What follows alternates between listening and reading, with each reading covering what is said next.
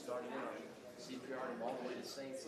Was that in Florida or something, that trip? Or Yeah, we went to Siesta Key in September, and so we had pictures done, and tan and happy. And yeah, it was good. Yeah, my wife and I did to Destin.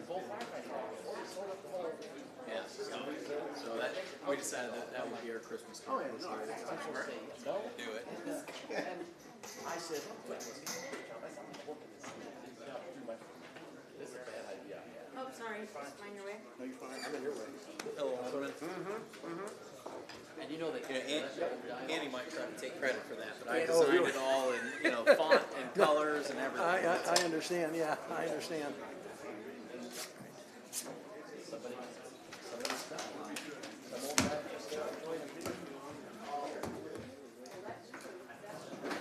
I never knew his name. He was a bartender. Look at that guy that drove the guy out, and the guy was leaving. And bartender followed him right out, gave him a little extra. And the guy turned around and punched him. The bartender died. I love teasing you, boss. Roadhouse on the side. I just love teasing.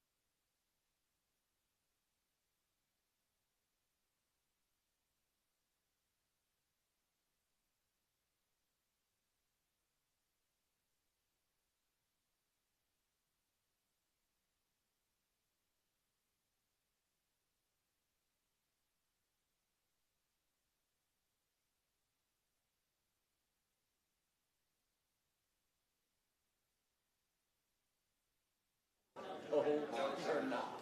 But you know, it was all clean, spotless. And I said, well, that's all everything's brand new. It ain't gonna leak or trip. Yeah, yeah. Oh my God. Hey, have you ever got a brand new pair of shoes and worn to bed? I have. No. I don't see nothing wrong with that. Mike's still live. That much I'm sleeping in. Yeah, I've done that before. I'm like,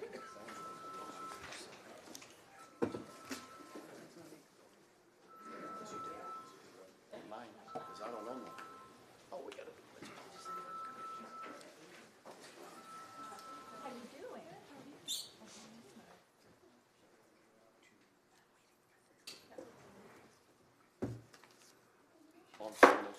Being that the meeting, the chair is going to call the January 7th, 2025 special meeting of the City Council to order, being that it is now 5 p.m. on January 7th, 2025.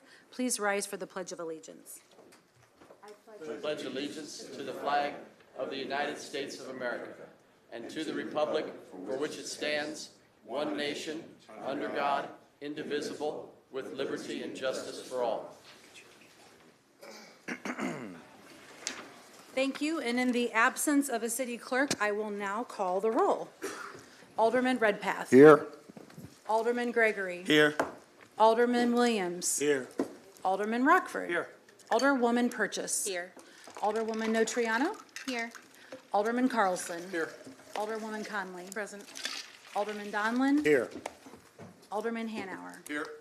Chair Busher. Present. We now have a quorum. The civility pledge. In the interest of civility, I pledge to promote civility by listening, being respectful of others, acknowledging that we are all striving to support and improve our community, and understanding that we each may have different ideas for achieving that objective.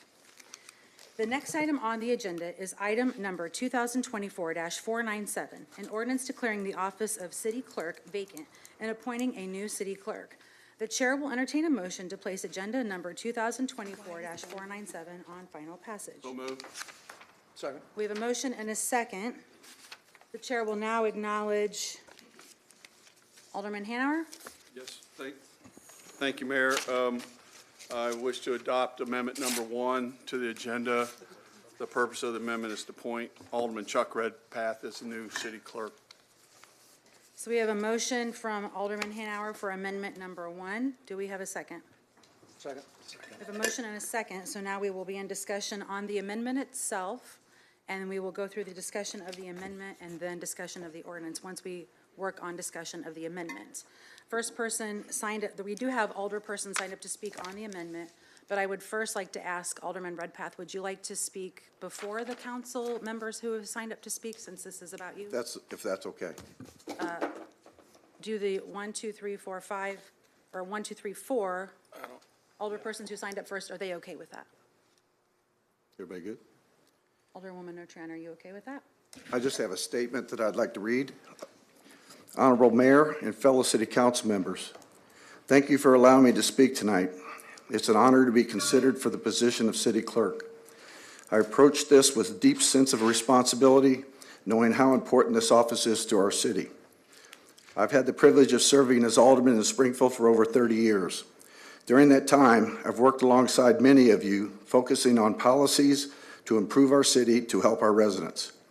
This experience has given me a strong understanding on how our city operates and the work we needed to keep things running smoothly. In addition to my time in local government, I spent 25 years in the military, which taught me leadership, discipline, and the ability to manage under pressure. I've also served as a state law enforcement command officer, leading teams that handle important operations that require transparency and accountability. If I'm given the chance to serve as city clerk, I will use my experience in public service, law enforcement, and leadership to help Springfield. My goal is to make the city clerk's office run efficiently and to ensure that our city government is transparent and accessible to all residents. Over the last couple of weeks, I took the opportunity to meet the staff and observe the procedures and operations of the office. I want to improve the office and leave it in great shape for the next election. If selected, I plan to serve you all over the next 2.5 years in this role. However, I want to make it clear that I will not seek election in April of 2027. My focus will be to strengthen the office and leaving it in the best possible position for the next person who takes this important job. I know how critical the city clerk's office is in keeping our elections fair, maintaining public records, and ensuring the smooth operation of our city government. With my experience, I'm confident that I could help lead this office through an important time, making sure it's ready for the future. Thank you for your time and consideration. I would be honored to serve as Springfield City Clerk. Thank you. Thank you, Alderman. Alderman Rockford. Yeah, so my question is a couple of weeks ago, we talked about a process of names coming in and going over a list of names and council getting together and picking a name. Is that process out the window, or what happened to that process? I think that's what we're doing tonight. Okay, but this here is, we're appointing somebody tonight. Why are we appointing somebody tonight when we haven't even seen a list of people that are interested in this position? Are you addressing Yes, me? I mean, So the city council has the option, they can set forward guidelines today, they can amend this ordinance to, to require a 2-week period to accept resumes. Our consent decree is not very strict on how this process is to go, so it's up to a vote of the city council on how you want to proceed. I received a request to prepare this amendment number 1, which is why it's before you today. thank you. Any other questions, Alderman Rockford? So Alderman Williams? whose amendment is this? Who's the sponsor? Right here. Who? Right where? Does, So the sponsors combined, to me, and this is just me speaking, 2 very important actions.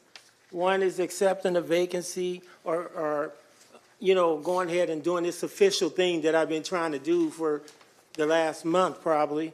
But now we're going to actually get it vacant, but then we block the process. Chuck wants to be the clerk, fine. He got the votes, fine. I mean, that's our process. But we got to have a process. The way this is done, who else is here to do a speech, Mayor? Who else put in a resume? I thought I was coming to see a list of names, maybe, and then hear from everybody, and then we make our decision as a city council. But the way this is set up, in my belief, is not fair, and it's not being honest with the people, because I don't know, I think about this as, okay, we know he was a clerk, and we know it's probably already got the job description and things like that out there online, but I never saw a process. Like, who else wants to be city clerk? How do they become a candidate to be considered to be city clerk? Have we received any other resumes or any interest? I have not, sir. You have not, okay. I think, I'm not to interrupt you, Sure, do you mind for sure, a minute? Sorry. sure. I didn't mean to interrupt you. I think Corporation Counsel made it clear at a previous meeting that anyone could reach out to any of the alders based on how the code is written. Would that be correct that you said Okay. that the last time? That's right. That's So- right, because the city council. So if that's true, we're just gonna do all this during this meeting, I guess. If any of us got names, we're gonna be talking about them and bringing this all up, and we're gonna be doing all this at this public meeting on the floor. Is that the understanding of what's taking place? If that's how the council would like to proceed. Yeah, I think, well, this alderman anyway, would like this to not look so like it's shut out. Here's our person, here's our vacancy, we opened it up now, here's who we filling it with, let's move on. I think that's not professional. And it doesn't look good, and I haven't heard from any of the other aldermen yet, but maybe I will hear that there are other names, so I'll defer and wait my turn, Mayor. Thank you. Thank you, Alderman. Alderwoman Notariano. Thank you, Mayor. So thank you, Alderman Williams. You asked one of my questions, which was, did we receive any applications? I actually did receive a resume, but I didn't know how to handle that because whenever we talked about this last, and I asked for us to talk as the 10 of us to come up with a process, I was told that there is no resignation, so why are we going to talk about that? And so now we have a resignation we received it on New Year's Eve. It was effective on New Year's Day. We were off work on New Year's Day. We come back to work, and that morning, we have a special meeting called. I'm sorry, I work full-time. I cannot just at the drop of a hat make decisions like this. So without, going into my own personal turmoil over this, I just want to say that it is not becoming of us as a group. It's not becoming of this city as a democracy to not have an open process to select city clerk. City clerk is not a throwaway position. It's not a directorship. This is an elected citywide office. And the people deserve to have a say. I don't know about you, but before I was elected, I didn't have the phone numbers to these folks. So how, I ask you, if you're not an insider, if you're not an alder person, how do you become nominated?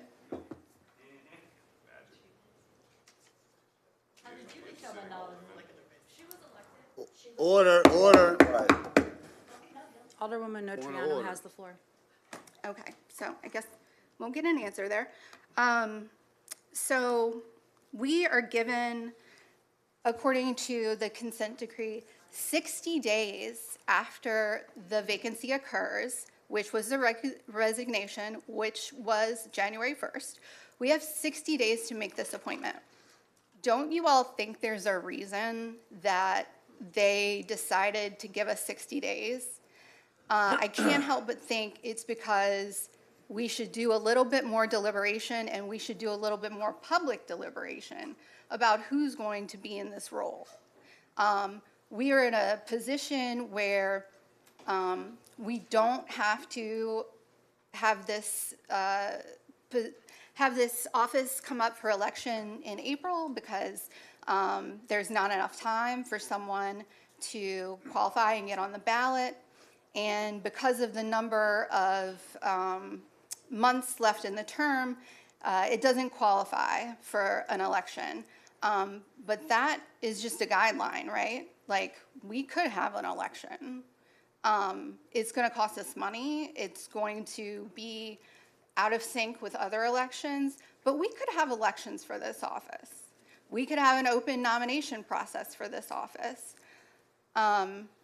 But as it stands right now, we're going to allow backroom deals to determine who's going to be our next city clerk.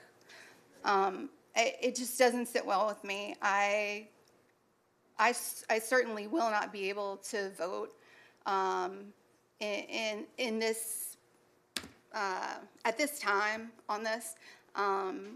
And I would actually like us to consider as a group a motion to refer this back to committee of the whole so we can set up that process. Second. Right now, we're discussing a different When you amendment, ready, so second. once we finish discussion on this amendment, you can try to make that amendment. We have to finish this discussion first. We haven't finished this discussion on this amendment, ma'am. Do it the right way.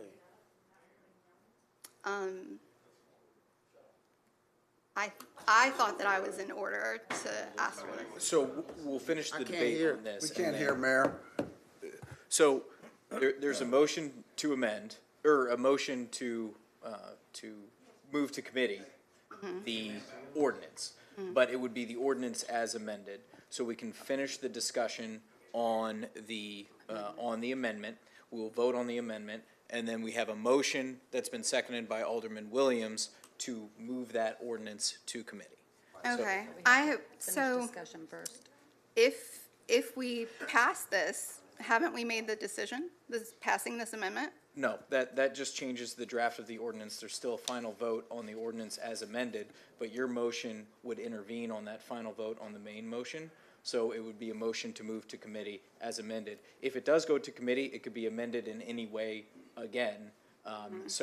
But because there's an amendment on the floor, we need to know what we'd be referring to committee, Okay. which is why we finished the debate and that vote. But that vote is not the final vote. There will be 2 votes. Now there will be 3 votes on this item. Okay. Okay. Well, I think I have more than said my piece. I really hope we get to hear from the people who've signed up to speak on this. Thanks. Thank you, Alderwoman.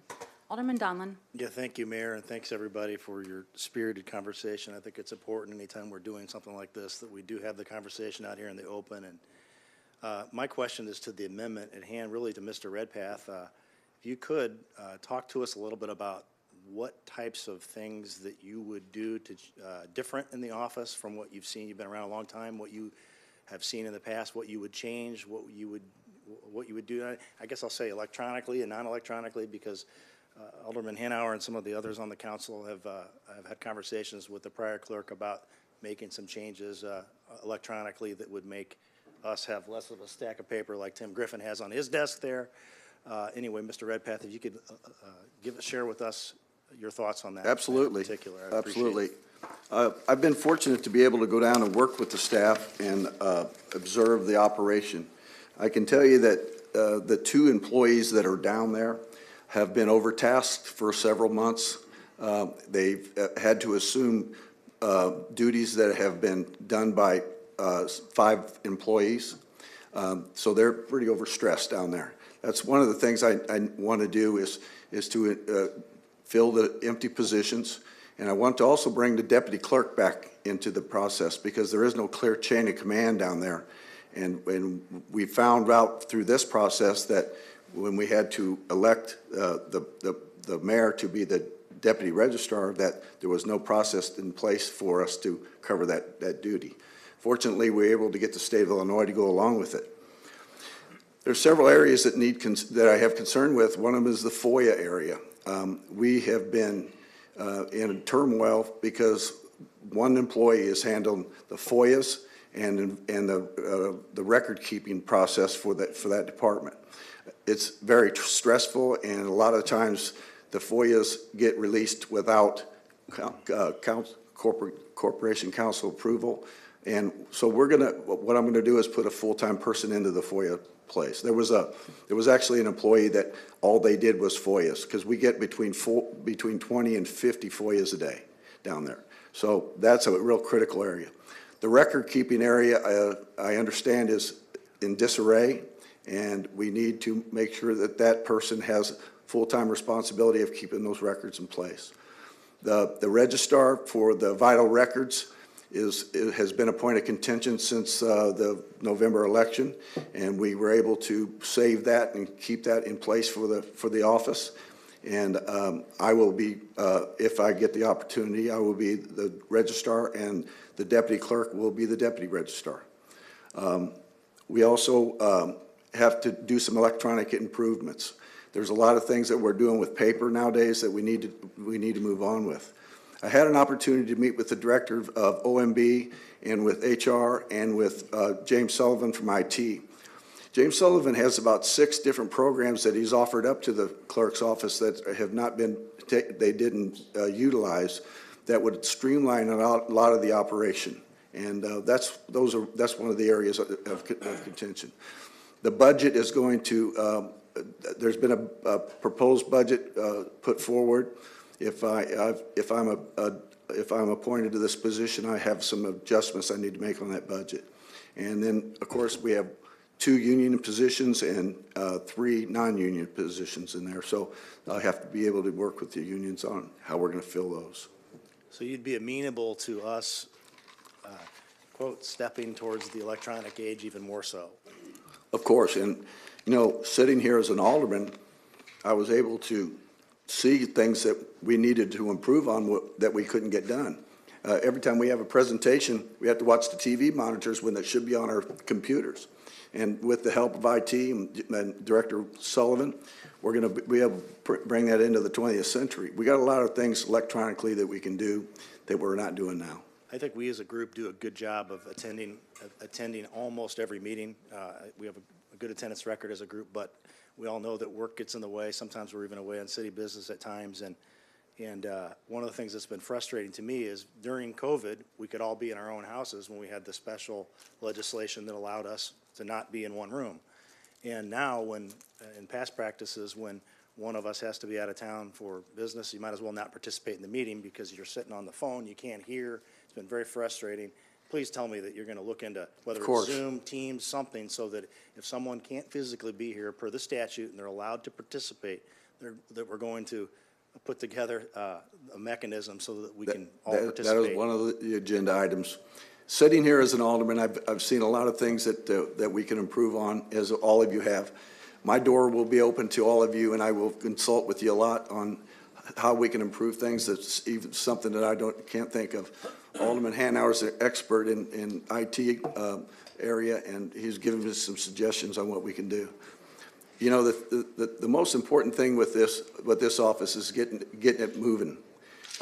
We got so much backlogged work down there that we have to get this thing off the ground. these young ladies that are sitting back here in the back have been under enormous stress and working in a situation that was less than desirable.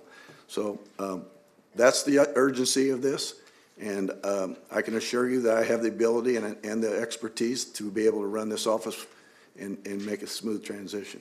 Thank you, Mayor. Yes, Alderman, Alderman Gregory, sorry about that. Thank you. Thank you, Mayor. Consent decree. That's very important to me sitting in this seat. Consent decree. One of the very reasons why I'm afforded the opportunity, all of us are afforded the opportunity to sit around this horseshoe. So that process, that's important to me. And I understand clearly from our corporation counsel and others that this process is defined by us, the city council. So no matter what happens tonight, there must be a process established. So if this ever happens again, that there is a clear process. Because I get, y'all know me, I come with a lot of things, and I get beat up about processes and not following the process. So I'm trying to learn. I do a little bit more talking this round, right? Because I'm trying to grow up. We got three-term aldermen about to leave. So it's important for us and to learn as much as we can so we can continue to lead the city. So I don't want to get into too much of candidates, but the process and affording everyone the opportunity to go through a process to be selected. And it would be disingenuous to give people a chance. They may change our mind. They may be able to get up here and give a better presentation to Chuck. Very experienced, for sure.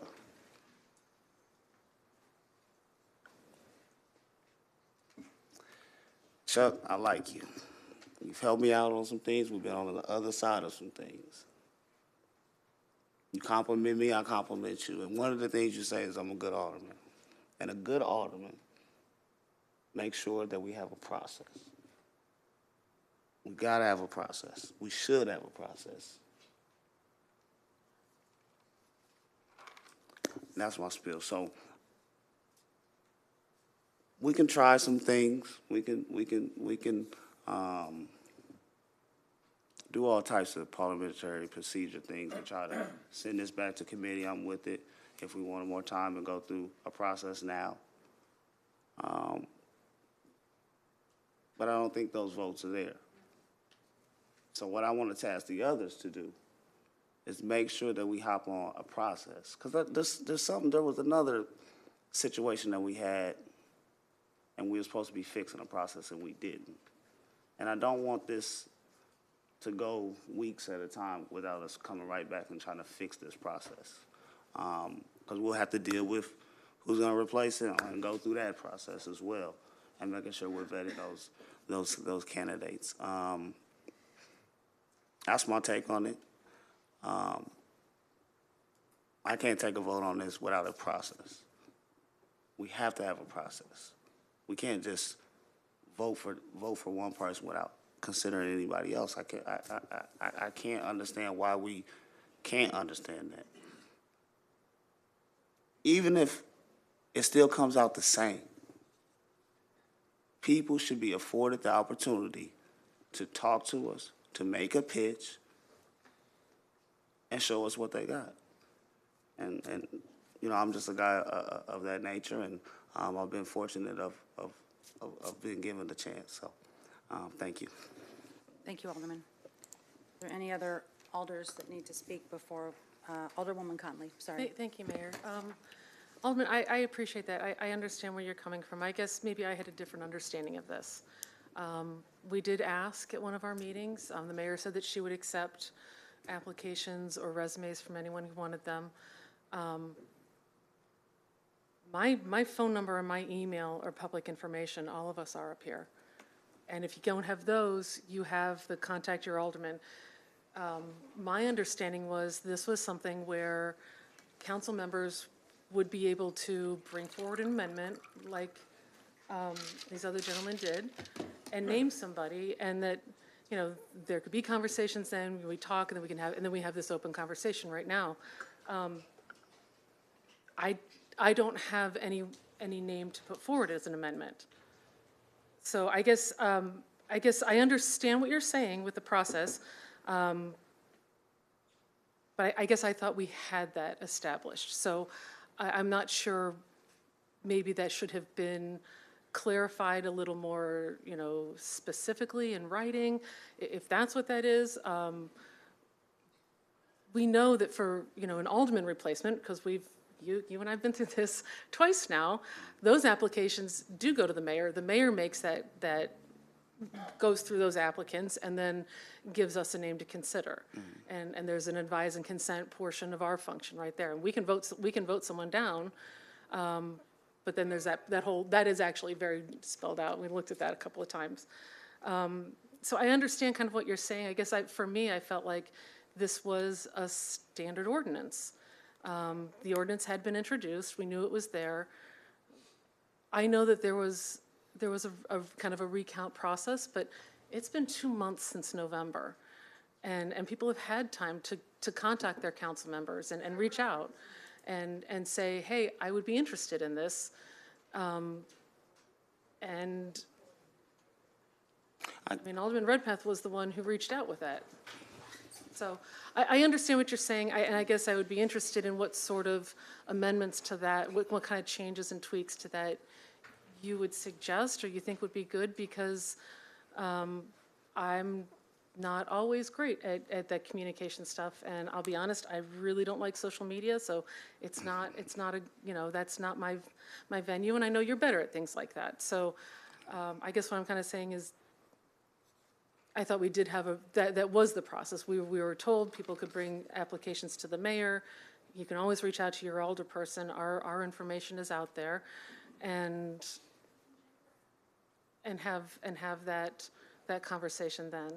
No, Alderwoman, I respect that.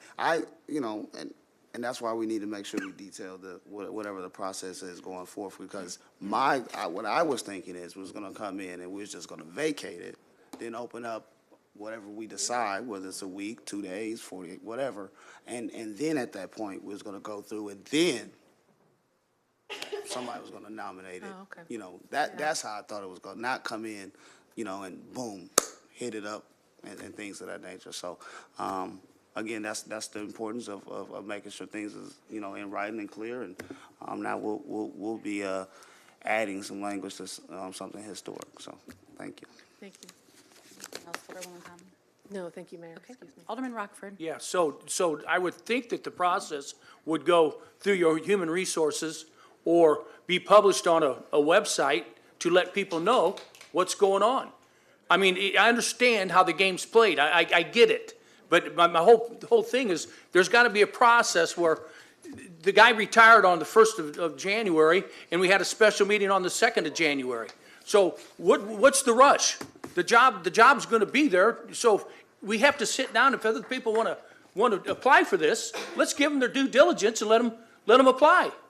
You know, and then if we come back, we know who's going to vote for who on this horseshoe. So let it fall where the chips may fall. Let the game get played out. That's all I'm asking. Thank you. Thank you, Alderman. Alderman Carlson? Thank you, Mayor. You know, I think I'm gonna agree here with my colleague Alderwoman Conley. You know, I think it was 5 weeks ago, 6 weeks ago, we were here as a council, and I remember specifically the mayor, and I don't care if you're gonna vote for Alderman Redpath or not, it really doesn't bother me, but I think the process was laid out. In my mind, it was crystal clear. The mayor said if anybody was interested to turn a resume in, she would disseminate them to the alderman. To this day, we only have one. I think Corporation Counsel reiterated that, hey, this is just an ordinance. And over those last 5 or 6 weeks, I can tell you, I've been on 3 different radio stations, and I explained the process. It's just like an ordinance. Not to make it trivial or anything, it's just like a sign ordinance. If somebody wants to be city clerk, contact an alderman, just like they do now. If they want a stop sign up or something in their neighborhood, just contact an alderman, and then that alderperson will make the calls, try to get 6 votes. And to me, this has been the process. Again, I'm new, just a year and a half, but to me, it was spelled out 5 or 6 weeks ago in the fact that it was just a simple ordinance of who wants to be the next city clerk. So, thank you, Mayor. Mayor, can I Alderman. just, Brad, on that, along them lines? But again, you want the alderman to go and take their resumes and applications and run with them. It should go to human resources, or it should go to the mayor. If we do it for the alderman, why wouldn't we do it with a bigger position as a, I'll let Well, Corporation Counsel well, if I explain can to answer that, I mean, but I think the process of filling the vacancy of an alderman is different than the Let me filling interrupt the just a vacancy minute. of city clerk. He wasn't even resigned yet. He hadn't even stepped down from his position. That's the problem, Brad. We had to wait for this guy. You can't have it both ways. I'm going to ask Corporation Counsel to speak to that real quick before Thank we you. go on. So the reason we're having this discussion, and I think Alderman Gregory touched on it a little bit, is our consent decree is vague. We took the language from our consent decree, we put it into our ordinances, it's section 30.04, and all it says is the city council appoints a new city clerk. So that's why it's just an ordinance at this point. If you want to set a process, then by a majority vote, you can do that, just like this ordinance. That process can be put in place, and it can go in our city code and explain how it moves forward. And again, Alderman Redpath may become the next city clerk. I'm just saying, let's go through some kind of process to where if people are interested, not everybody listens to the city council, not everybody listens to radio stations, so I'm just saying, maybe we put something on a website and people can look at it, and get a list. And then we go from there, that's all I'm asking, that's all, we talked about it, but we had to wait for a resignation. Thank you. Thank you, Alderman. Alderman Carlson, do you have any other comments? No, I'm good, thank you, Mayor. Okay. Alderman Hanauer. Thank you. This has only happened one other time in the history of the aldermanic government. The only other time was when the loss of Mayor Davlin. And there's only a couple of people here that were there that time. And what they did, if you go back and look, they got together at a city council meeting, special city council meeting, and they started with Amendment 1. And I don't know, I know Alderman Donelon, at the time, his name was up. I don't know that obviously you didn't get the votes or you would have been sitting in the big chair. But, so they moved to the next amendment. And ultimately, and even the Mayor Pro Tem, I think it was Frank Coons at the time, he did not garner 6 votes to get in. What we're doing here, we've got amendment number 1. If Alderman Redpath fails, bring somebody else up. It's no different than what they did there. I don't like having to do this. And I will say this, I think that it's fitting that someone in this horseshoe, no matter who it is, takes the office of clerk or one of the citywide offices should they become vacant. We've been through the election process. Yeah, we can have other people come in, but we should have first opportunity because we have been elected to represent the people of our wards. And so it should start here at this horseshoe. Now, I know there's outside entities that don't like what we're doing. They're not happy with Chuck because, who he went for in an election or whatever. It doesn't matter. Amendment number 1 is for Chuck Redpath. If you don't want Chuck Redpath as the clerk, you vote no. If he doesn't get 6 votes, we go to the next person. But here's the problem. There isn't a next person. I've had no one except for Chuck. Order. I've had nobody contact me about this job except for Chuck Redpath. And he was the only one. And I'm pretty accessible. People know my number. And, you know, they seem to know my email. So, you know, to say we're making up the process happened, and you can go back and look, it was at the death of Mayor Tim Davlin. It was one of the worst times in the city of Springfield, and the city council had to do it this way. So to say that there's no history behind this, there sure as hell is history. It's not a good history, but it is history. And I should say, Alice was here too when that happened, so, you know. Yes, I was. Thank you, Alder. Any other questions or comments, Alderman? Alderwoman Notariano. Thank you, Mayor. The comments in the crowd need to stop, or we're going to have to escort you out. Everyone needs to, Alice, please turn around. Order. Any more comments from the crowd and you're going to be escorted out. Sorry, Mayor. Tired of that word. Alderwoman Notariano. Thank you, Mayor. So unfortunately, this is what happens when people are put in a position where they feel like their voices aren't being heard. So on to my comment.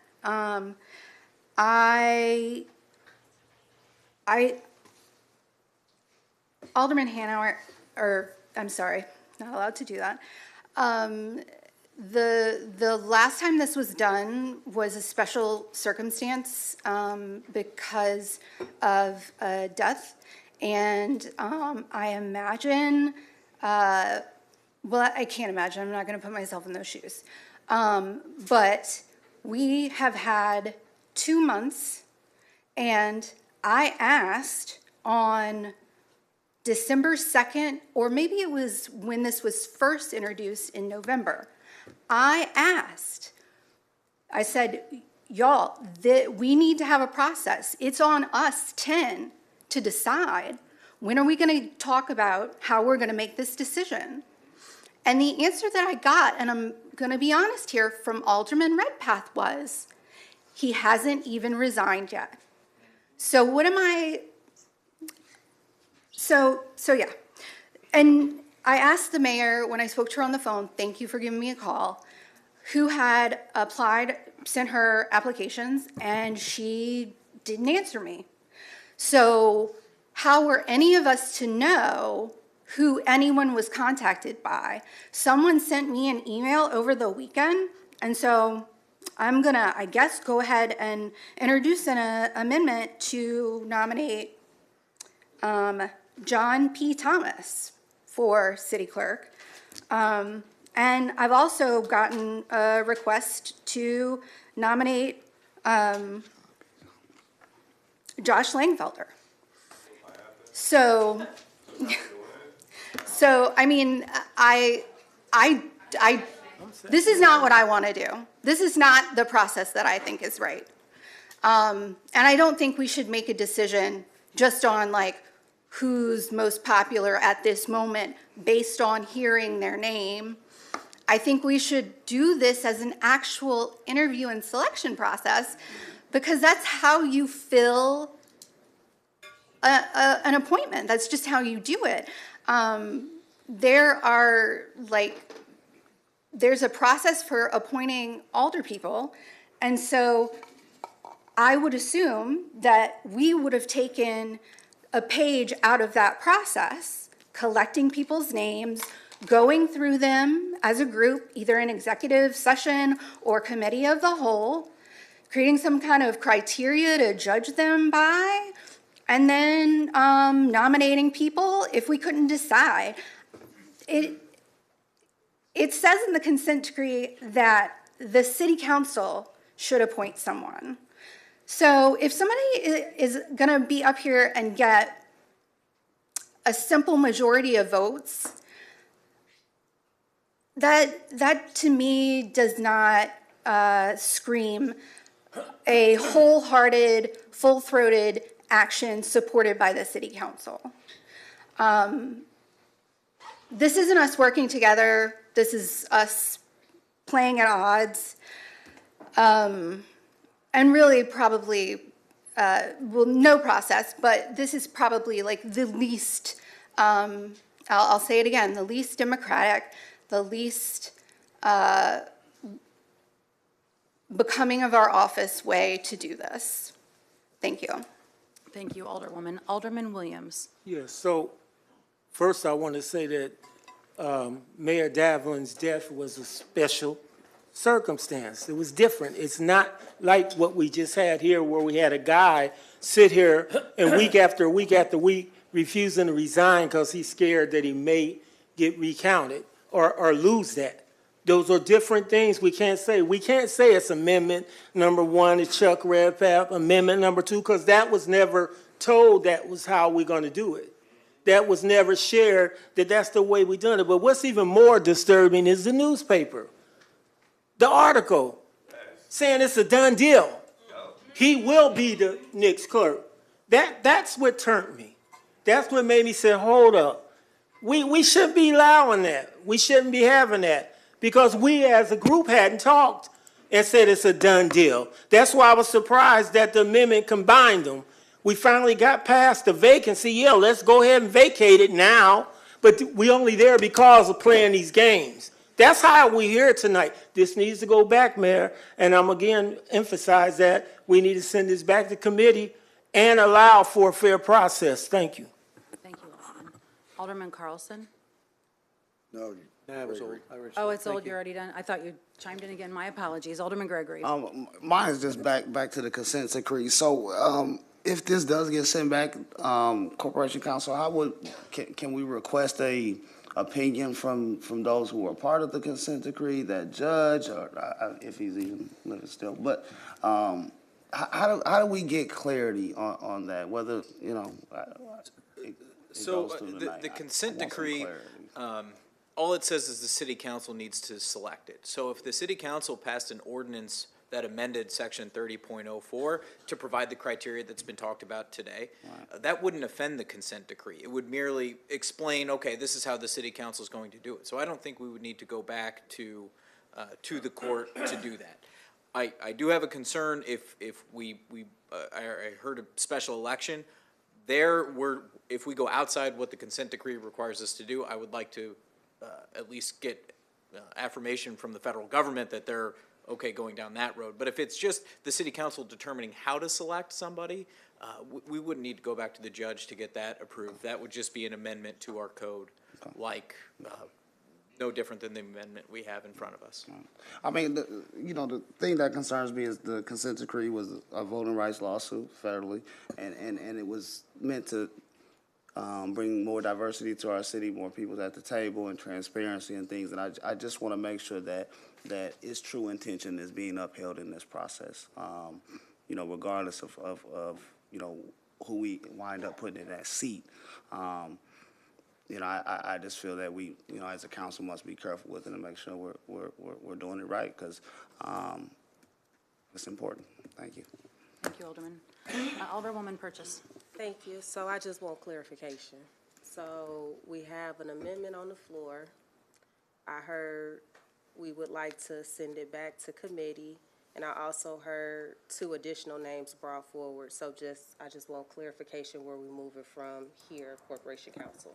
So I've been tracking these. So right now, the amendment number 1 is in front of you. That would name Alderman Redpath as the city clerk. If that is voted on as a yes vote, then it amends the ordinance, but that's not a final vote. So that vote needs to happen before we move on to the next votes. Okay, And then depending on that vote, Alderwoman Notariano would have could decide whether or not to move to amend to insert John Thomas's name into in place of Alderman Redpath, or she could move to refer to a committee. So she would have that ability. If that vote fails, she would still have that ability to put forward either John Thomas or a motion to refer to committee. Except, I apologize. So because her motion to refer to committee has a second, we would take that up first unless both she and Alderman Williams withdrew their the motion and the second to the motion to refer to committee. You forgot the additional name, so she named two people, so then. Right, so she named John Thomas first and Josh Langfelter second, so that's what I have here. If we go down that list, she doesn't have to follow that, that's just the notes that I have here, because those motions weren't actually made. Oh, I just wanted some clarification as we move forward. Thank you. Yes, ma'am. Any other alders, because it looks like some of you had signed up before, and I don't know if you want to speak before we bring up, I've got lists here, so I just want to make sure I'm not missing anyone. No, I think we should hear from the public at least. Alderman Williams, are you okay? Okay. Gotcha. Actually, Mayor, if I could just. Alderwoman Conley. Thank you. I just real quick, Alderman Notariano, Alderwoman Notariano, you weren't here when we did this. I just do want to clarify. We were not given interviews or a list of names when our two vacancies came up. We were given Alderman Williams' name, and yes, did have a chance to talk, and we'd have a good talk before the vote, and then we were given Alderwoman Purchas's name. So there was no, But We the weren't given- mayor had a process because the mayor was supposed to select. Right. We're the city council. no, I just wanted to be clear that you understood. It wasn't, I mean, we didn't, that kind of a Sure. conversation didn't happen Yeah, then either, yeah. so, It was just advice and consent of Right. the council. sorry. This No, one. thank you, Okay. thank you. Anything else, Alderwoman? No, thank you, Mayor. Okay. So we're still in discussion on amendment number 1, but there are some citizens who signed up in advance to speak. So I'm going to see if you want to speak currently on the amendment, if that's when you want to spend your time. So the first person would be Ken Pasha.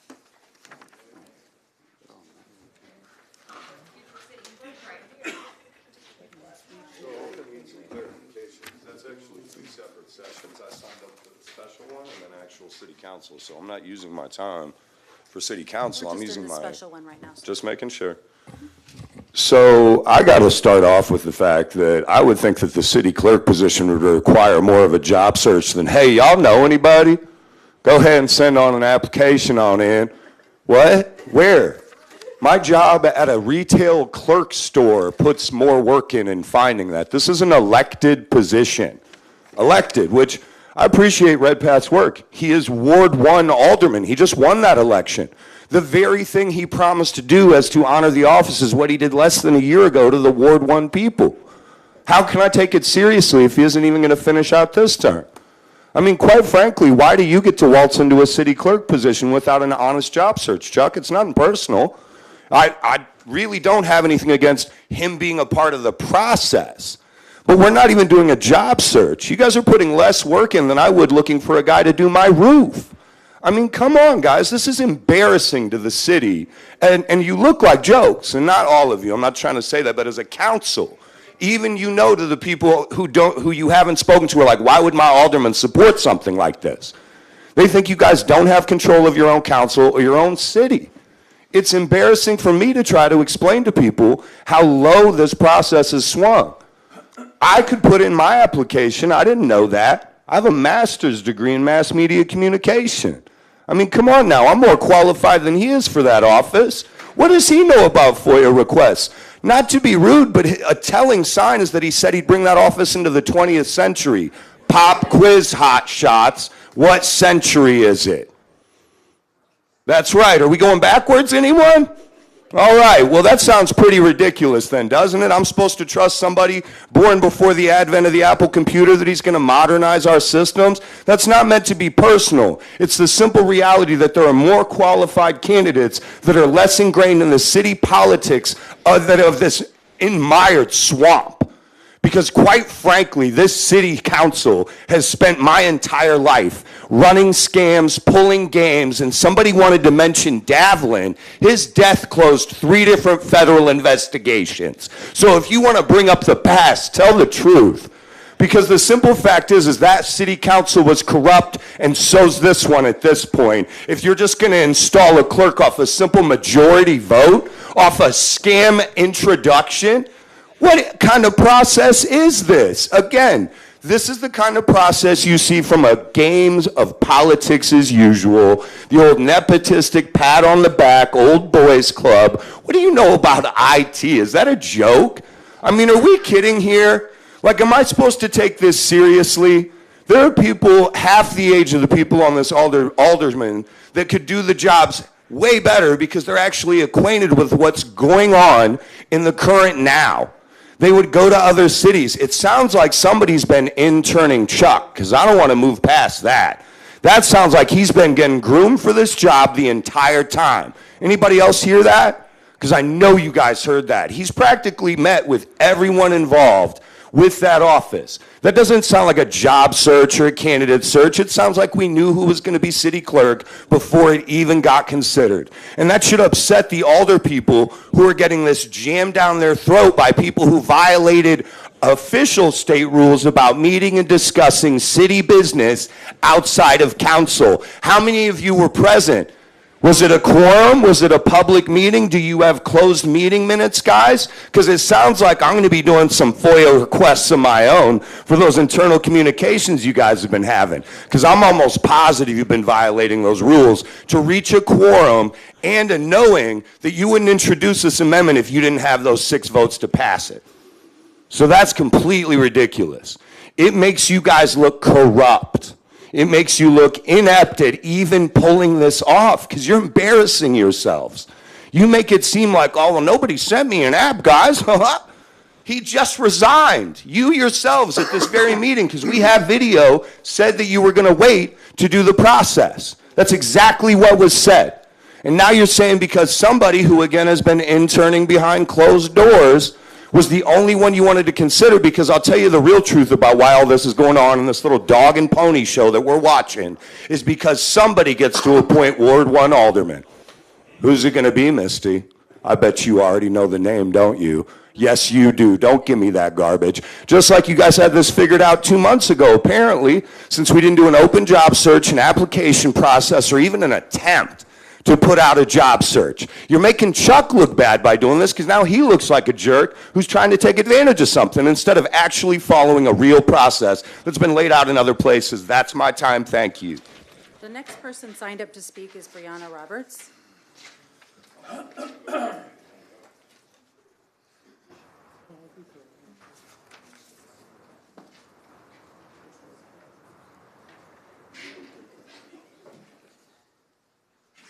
Chronism is the practice of appointing friends, associates, and individuals with personal connection to positions of authority or privilege, often bypassing merit and qualifications.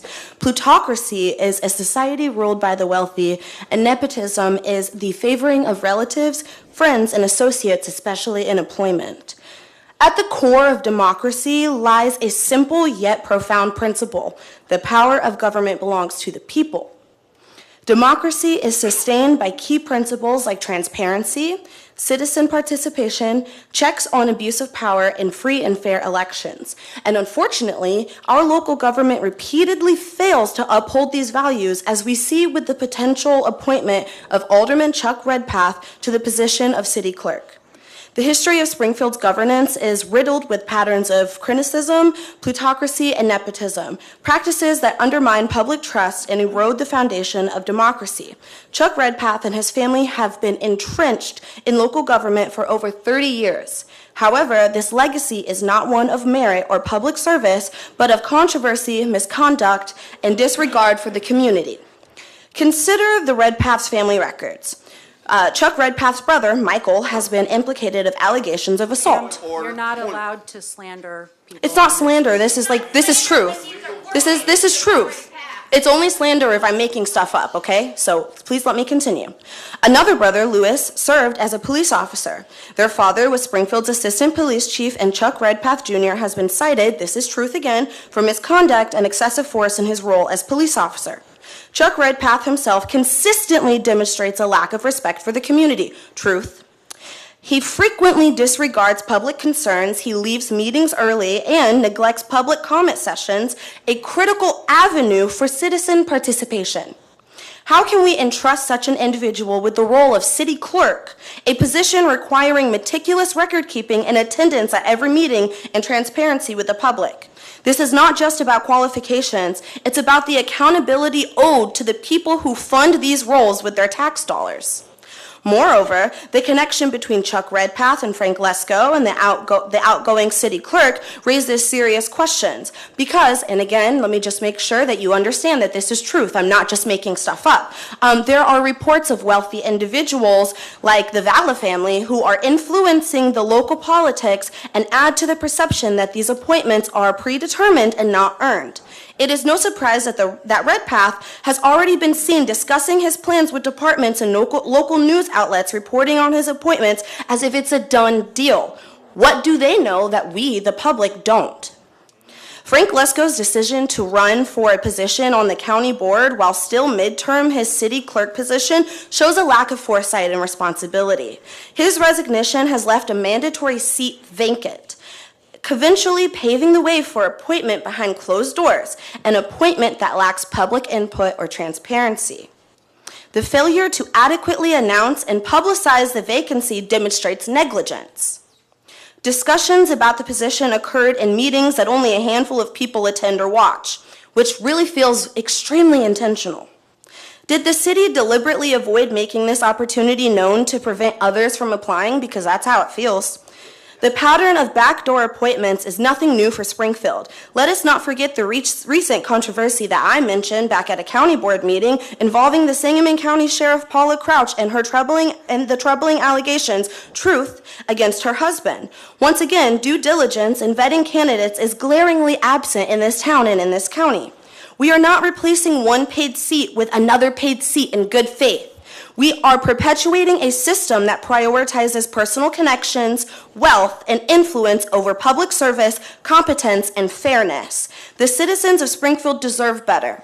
We deserve leaders who are accountable to us, not to their beneficiaries or personal networks. The principles of democracy demand that we reject cynicism, plutocracy, and nepotism in all forms. And if we fail to act, we risk further eroding public trust and empowering a government that operates for a select few rather than for the people. And I urge you all to consider this when you are making that decision of who you are going to appoint into this role. Our community's future and our faith in our local government is constantly getting questioned, and it is your responsibility to fix what has been broken. And finally, I just want to say, just because I have a couple of seconds left, racism is a real thing, okay? So let's just remember that. Thank you. Thank you. The next person signed up to speak would be Aaron Cahill. Is there an Aaron Cahill here?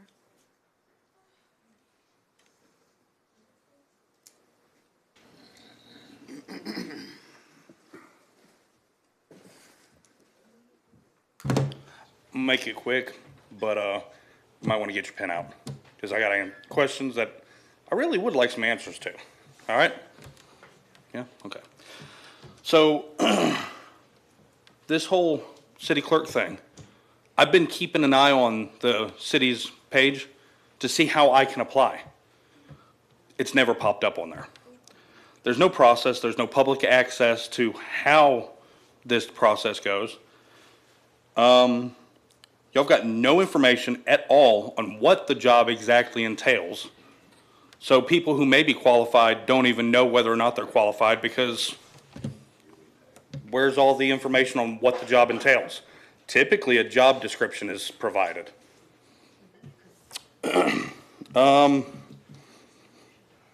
The process should have been defined at a meeting prior to today.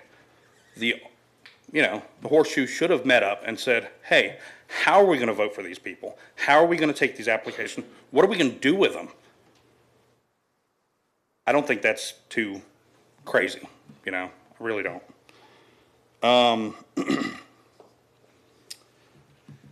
Let's see.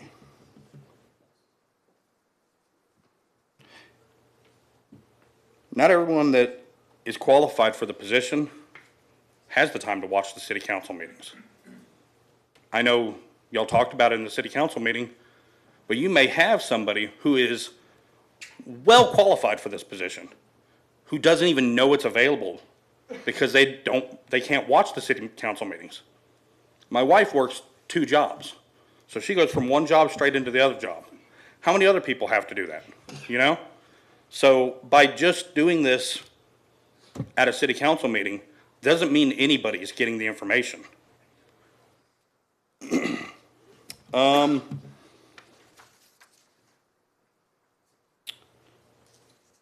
Yeah, it was mentioned that the aldermanic government, is fairly new. But Chicago's had it since, 1837? St. Louis has had it since 1809. Did we not look at, hey, what are y'all doing for your city council or city clerk positions? Are y'all appointing somebody? Are y'all hiring somebody? Did we look outside of the background of Springfield? I mean, did we look anywhere for how other cities are doing it? There's a lot of cities in the United States that use an aldermanic government. A lot. I came from one to move up here. So to say that, it's a fairly new style, is pretty misleading. Also, are we running any kind of background checks on these people? City clerk has access to all kinds of information. All kinds. So what kind of a background check are we doing on them? I certainly don't want a convicted felon handling all the city's information. They have access to a lot of information. And also, why did some people get access to talk to people and others don't? I was going to put an application in for the position, like I said, but it has never popped up on the website. Was that done by design? Was it? Yes? No? All right, cool. Either way, seems like it was done by design. Seems like everything was laid out prior to even this meeting. Kind of feels like it was already planned, already put in position. Feels like the dominoes were already falling. Whether that was intentional or not, that's what it feels like, Corporation Counsel said that it was very vague.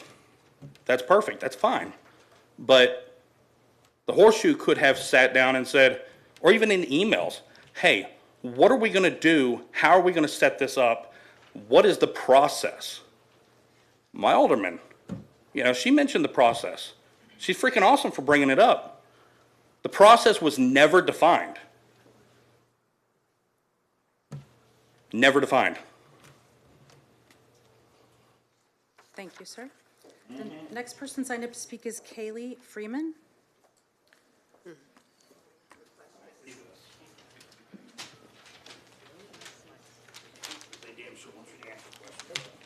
Hi. So I can provide sources before anybody accuses me of slander, because that is protecting a rapist. So y'all are sitting in this horseshoe because the Supreme Court said our city was not representing minorities. So don't play in my face about this not being about race. Today, headlines broke that we are paying out yet another $1 million lawsuit because of corruption and poor policing. And here we are, trying to put in the biggest supporter of violence and crime into the position of power. Mr. Redpath is a liability and will cause the city to have even more lawsuits. In 2005, the Illinois Times reported that Michael Redpath, Chuck's brother, who Chuck protected for years, since 1984, he covered for his brother, allowed his brother to continue to work for the city despite assault charges, DUIs, and attempted child abduction. The adoption attempt happened on 14th and South Grant. The Redpath family goes into poor neighborhoods to victimize our children. Meanwhile, Chuck Redpath stokes fear of transgender individuals in our bathrooms. Look in the mirror, Chuck. You're the predator. In 2009, Mr. Redpath's son, Officer Chucky Jr., thought it was appropriate to beat a man in handcuffs. He was, of course, suspended with pay and is still employed as an officer. He has had several other allegations of excessive force, but when your family is full of men who do not respect people, I guess that's what happens. Mr. Redpath has less than stellar history with women himself. There are allegations he can't keep his hands to himself while in the Air Force and while working at Memorial. Ma'am. The city is opening itself this up is- to this- even more point lawsuits of by order. making him clerk. This is He is a sick ridiculous. man whose family owes this Point city of order. millions for the things that they have done to the most vulnerable of Cut off us. the microphones. Old We cannot- white men in power will never help out those of us in poorer wards because they would lose a place to pick up victims. They would lose their ability to abuse us, assault us, and harm our children. The Redpaths need a place to prey on people, sadly. So today I ask the council to do some self-reflection and begin to lift up those of us who have been harmed by politicians such as the Redpaths and the Lakefelders, for them to change the narrative and not give Chuck any more power. You better get a lawyer. I don't talk to rapists. The next person signed up to speak is Brianna Eilers. That's bullshit. It's bullshit. Oh, we don't cuss around here, guys. All right, so going blank. I have sources for everything that I'm about to say as well. I can give you all of the bank statements, whatever you want. All right, good evening. I'm told that the council doesn't see the correlation between the clerk position and our LGBTQIA+ community, so I'm going to try my best to quickly explain. Do you remember Reverend Eric Hansen of Destiny Church creating a transphobic lie regarding a YMCA bathroom? Frank and Linda Valla are directly tied to Destiny Church, which claims to be a transphobic, non-denominational church overseas and on U.S. soil. If you research this topic, it doesn't take long to find that it's actually a Christian Zionist organization. Zionism is an ethno-cultural nationalist movement. Ethno-nationalism is a form of nationalism based on the belief that a nation should be composed of a single ethnic group, guessing white, often with a shared language, culture, and ancestry. So not LGBTQ, because that's a culture. My goodness.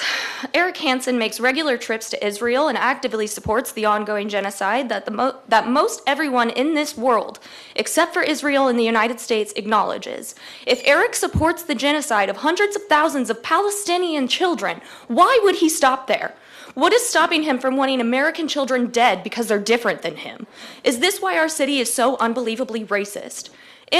Anyways, now that you know this information, let's add on to it that Valla and Hansen have now opened a homeschool dream center for the frustrated parents of District 186 and the surrounding areas.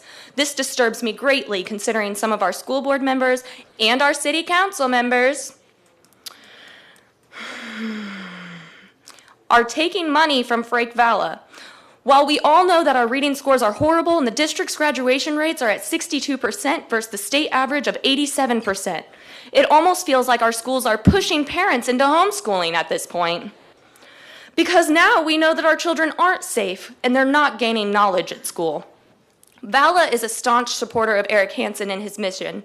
Eric has proven to be an anti-LGBTQIA+ genocide-supporting Christian nationalist. I don't know about you, but if I knew somebody like Eric Hansen, I wouldn't want to be associated with him. However, Valla has done the exact opposite, proving that he supports Hansen's ideologies. We have turned into a country that is actively banning books, torturing librarians, and allowing LGBTQIA+ members of our communities to die by their own hands because they see no other option. Gosh. What's worse is that there's adults who feel it's okay to mentally abuse our freaking children now. They don't even hide it anymore. A country that burns books does not stop until it burns humans. Humans are the next after that. Oh, gosh. Who on this council is going to protect our families when Trump and his cronies want to come and figure out our identities through amended birth certificates to put us in the gas chamber? Who on this council is going to protect the rest of the community from being rounded up and put on trains because history has told me that I am not overreacting? Considering our community cannot trust the county, it's not funny. We need the city to hear us. You have the option to put another safeguard in place to protect us. Redpath is not that safeguard. Redpath would greatly hand us over. Redpath is friends with Vala and his money, and that's enough information for me to know that Redpath doesn't care about this community at all. He will only look out for his own. We do not know what the future holds for us, but we have to be prepared for it. Those two white ladies in the corner with their white or their blonde hair, that steers into whiteness, guys. Dyeing your hair blonde, that is a small itty-bitty thing that just steers into whiteness. If you just look at it. Direct your comments to the chair, if you would, please. I can't trust them with my birth certificates either. So who's protecting me and who's protecting my family? Because I don't feel like it's any of you guys right now. Because you're all having backdoor deals and you're not listening to the people. Thank you, ma'am. The next person signed up to speak is Tom Schaefer. Thank you, Madam Mayor, members of City Council. Tom Schaefer, 2179 South 11th. Belated Merry Christmas and Happy New Year to the aldermen that I know well and to the aldermen that I have yet to have met. It's a pleasure to see us tonight, and thank you for allowing me to speak. I first met Chuck Redpath over 50 years ago at Lanphier High School. There was a tremendous race riot going on. The attendance at the school was down 90%. I walked into a classroom, and Chuck Redpath was the only person sitting there. And I said, Chuck, what are you doing here? And he said, Tom, I'm doing the same thing you're doing here. My dad said, is school open? Yes, Dad, you're going to school. So I've known him for 50-plus years since. Not only is he a graduate of Lanphier High School, but he is also in the Lanphier High School Hall of Fame. They don't give that away for free. You earn that. After high school, he immediately joined the United States Air Force and was stationed for several years in the coldest Air Force base in the continental U.S., Duluth, Minnesota. You don't just get plopped there, you earn that. And there's no C in Schaefer either. So after his Air Force service, he joined the National Guard. And during his National Guard service, he was called down to a place called New Orleans, Louisiana, during a little hurricane called Katrina, when the bodies were floating in the water. And the gunfire was rampant, and there were political shootings, racial shootings, gang-related shootings, shooting-related shootings. It was no picnic during Katrina in New Orleans. Chuck Redpath served honorably, received a commendation for his service. So he served his nation, he served our state, and he served Louisiana. Now let's talk about his city service. Not only was his father, like one of my grandparents, a city police officer, a dangerous, difficult,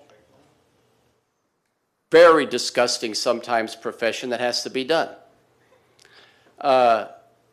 His son is a police officer in our city. And I have no problem with a man that says, I devoted my life to this.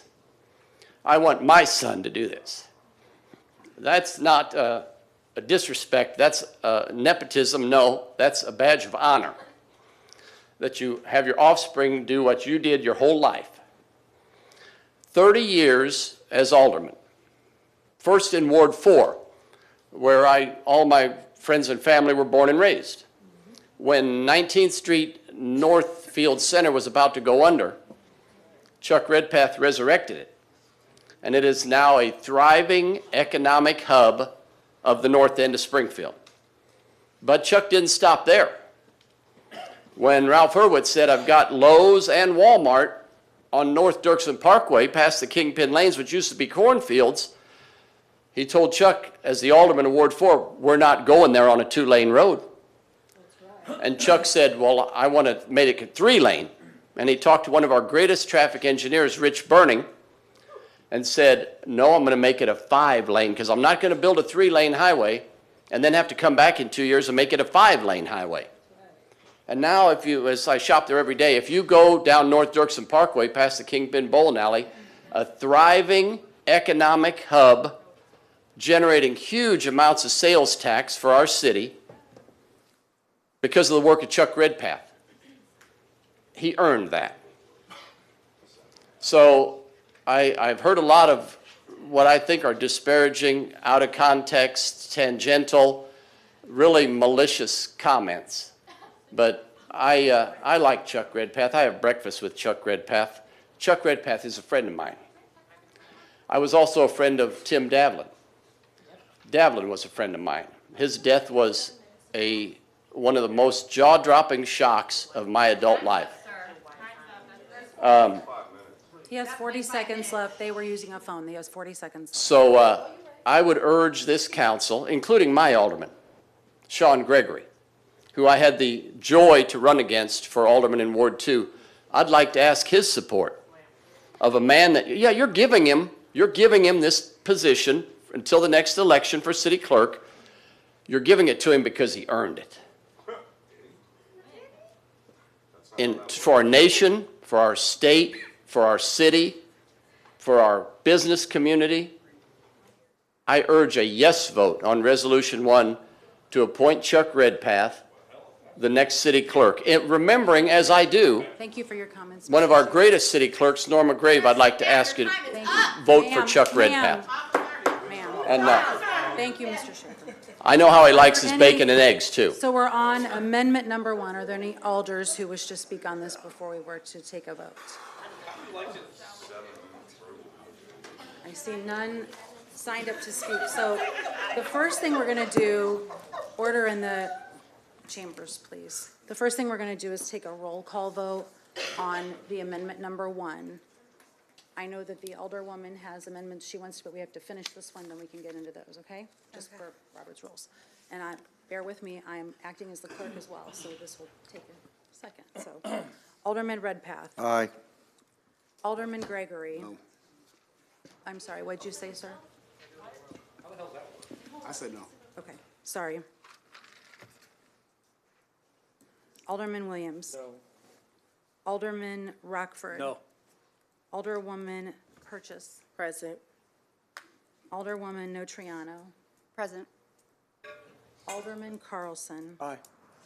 Alderwoman Conley. Aye. Alderman Donlin. Aye. Alderman Hanauer. Aye. So that's 5 yeses, 2 noes, and 2 presents. Is that correct? 3 noes, 2 presents, 5 yeses. So amendment number 1 passes because it has the majority vote, correct? That's correct. So that is amendment number 1, which just amends the ordinance to put a name into it, is all it does. The ordinance is Mayor, still make a sitting. motion, we Well, adopt. first we have a motion we got from another. Alderwoman I'm sorry. Notariano that started. So just to clarify, since we did have Alderman one motion Williams. and a second, there's a motion to refer the ordinance as amended to committee. So that will be amendment number 2. Is that Roll okay? call That's vote. that's a motion. resolution. It's Oh, a not an motion. amendment. Okay, sorry, not amendment. So your motion was to just refer the ordinance back to committee. Would that be right, Alderwoman? No, I think that I have to be more specific with what I'm trying to do. Sure. So, refer it to committee of the whole and ask committee of the whole to set a deadline for applications, to open applications, and to publicly discuss those applications and qualifications of people. Wouldn't that be an amendment if she's changing the ordinance? So, just being very specific about like what the process could look like. I can't believe I'm coming up with a process here on the fly, but, A motion to refer to committee to determine a process for selection, or do you So- actually want to begin outlining the process? yeah, I think I should not be the one to determine the process. I think we should together, the 10 of us, determine the process. Okay. So then what it would be is a motion to refer to committee to determine the process, but that wouldn't be laid out until we met at committee and then discussed it, and then there would be an amendment to the ordinance as amended, which would lay out the process and likely alter section 30.04 of our city code. That would be. Wait. How? Okay, so in order to set forth a process, the cleanest way to do it is add language to section 30.04 of our city code. And so if this is referred to committee next week, and then the city council decides, we want to leave this open for 2 weeks. We want resumes should be. No, I was going to specify that, like how Today? much time, absolutely. Okay, then Yeah. there's not a motion, then it would be an amendment to the ordinance as amended. Because the only reason to refer it to committee is for further discussion. It wouldn't make any substantive change. In order to make a substantive change, you would need to amend. So this is why I wanted to do it before you put someone's name in there, because what I'm trying to do is say that this is premature. The agenda item today is premature because we have not put in place a process to fill the position. Then the appropriate way to do that would be to vote this down and introduce a new ordinance that would amend our city code. Or you could refer this to committee and amend our city code. No, I think according to Robert's rules, I'm allowed to have this go back to committee of the whole and tell us as committee of the whole that we need to, accept applications for 2 weeks and go through the applications and narrow it down, maybe interview people. You're absolutely right, but if it goes to committee, we can't make any substantive changes, so you can say, I want to refer this to committee so we establish these rules.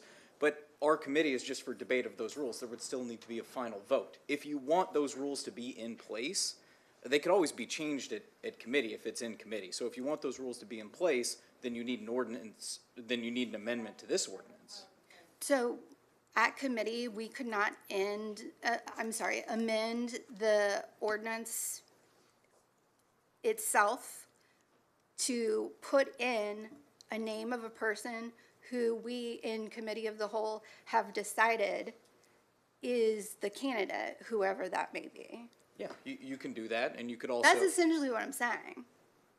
Like, instead of us deciding today, Okay, so then it would be referred to committee, but there still wouldn't be a process. Point of information, she can hold it to next city council, correct? And allow 2 weeks?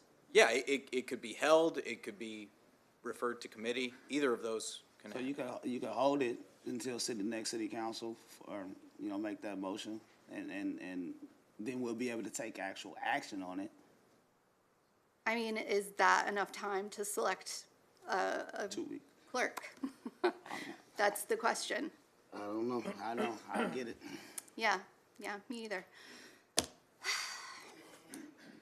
So what's the motion? So we have a motion and a second, so because Alderman Williams, I think you were the second, so I just want to make sure that two of you guide us on your motion. I am going to withdraw my motion. So you're going to withdraw your motion to send it to committee?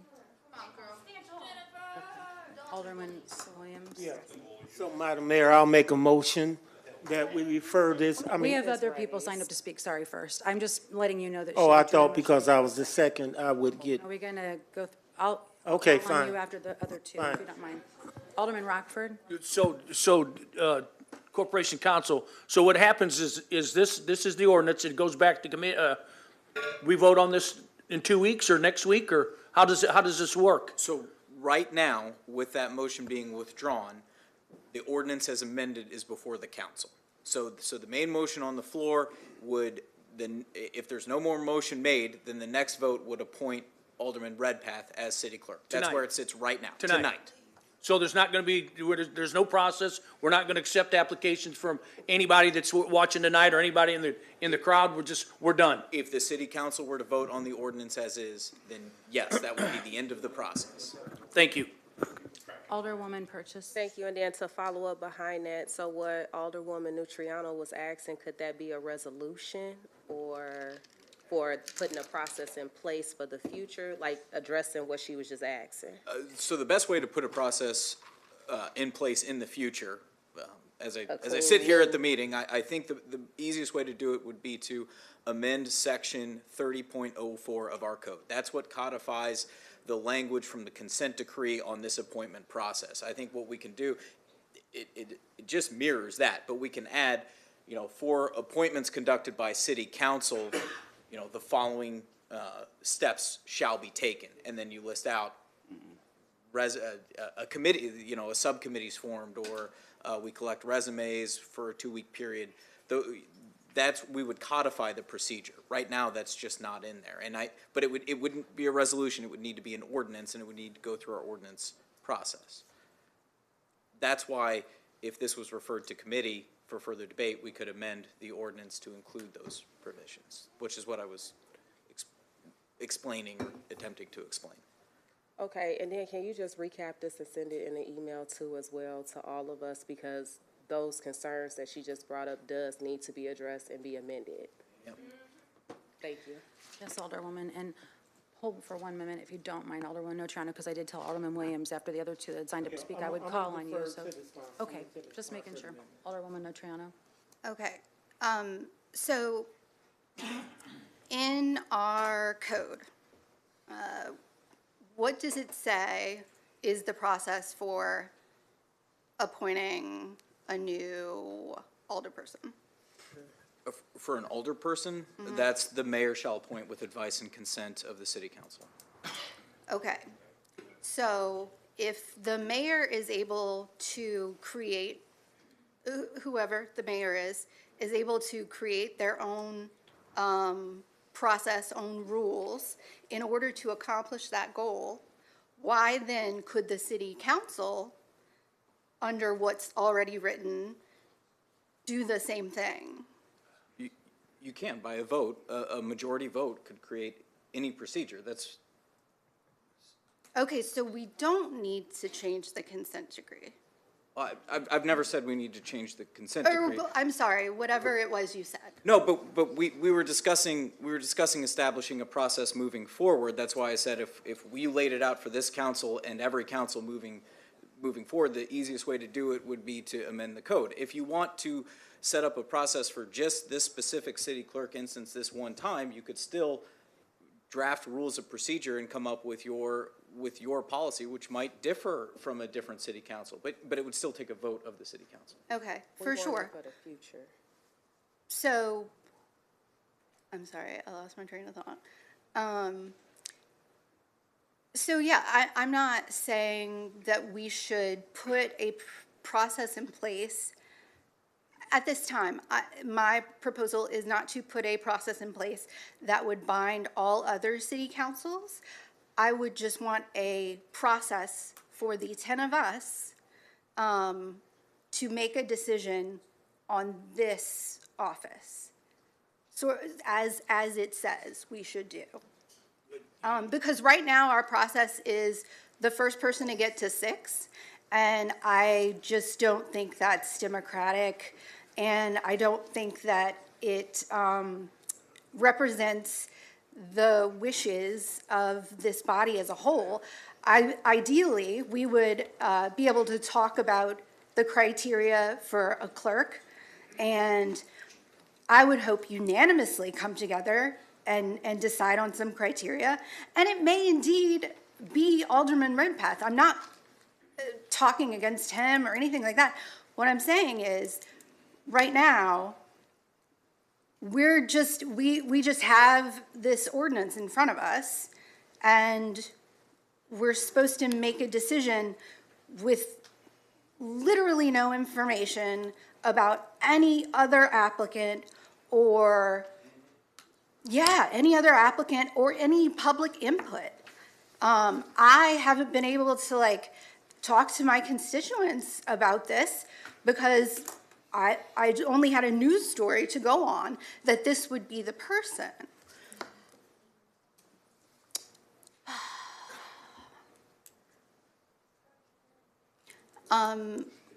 Alderman Williams. Yeah, so my motion, Well, Alderman Rockford signed up, so Alderman Rockford.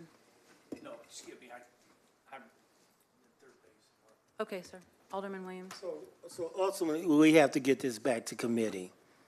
So I would like to hold this and send it back to committee to allow the time for the 10 of us to get together and move forward with any kind of process we're going to create that's going to be fair to everybody in the city that may want to be interested in this position, and then come back with Alderman Redpath and anybody else and just do a more fair process. So that's why I was seconding you sending this back to committee. And corporate counsel, that's where the intent is, to send it to, to hold it, whatever you want to do, back in committee, that we take no action on him becoming clerk tonight, because we want to allow for public input, public participation. Thank you. Alderman Williams, are you making a motion? Well, I guess I would be the main motion then, and someone Second. would have to second. All right, so we have a motion and a second to bring it back to committee. Do any of the alders have any discussion that they want to sign up and talk to about the motion for, to send this back to committee? Seeing none, we'll take a roll call vote, but just bear with me as I am the clerk as well. The motion is to send the ordinance 2024-497 back to committee, correct, Alderman?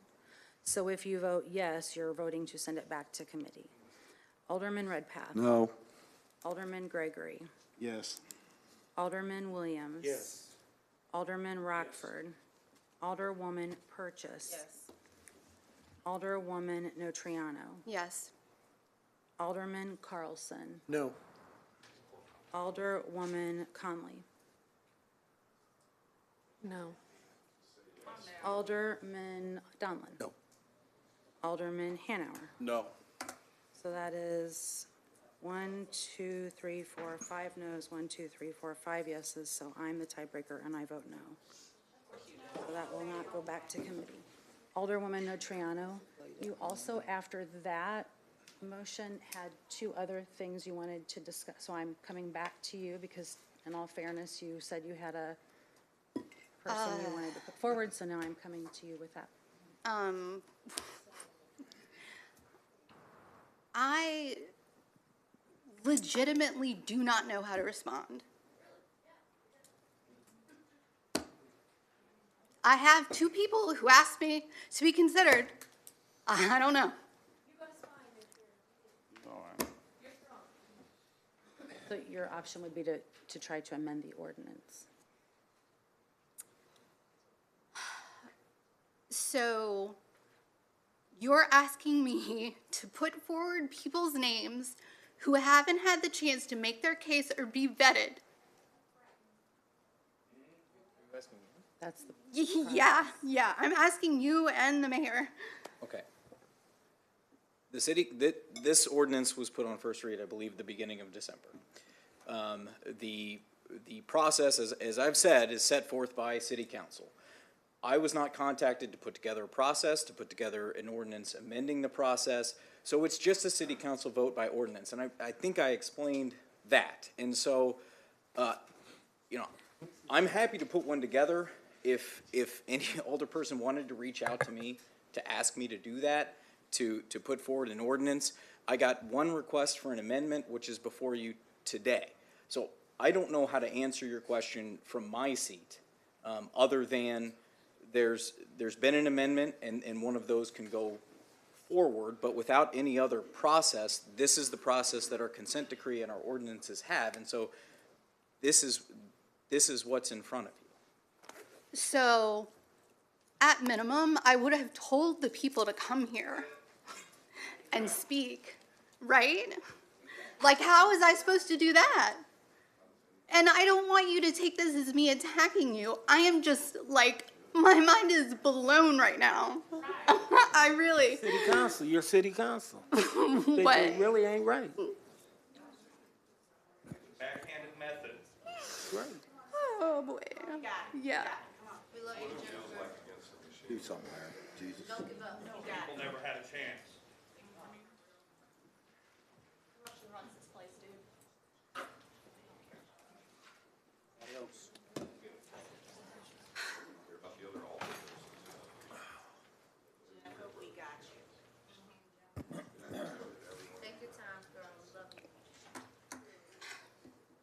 Well, let's see if any of them have contacted me.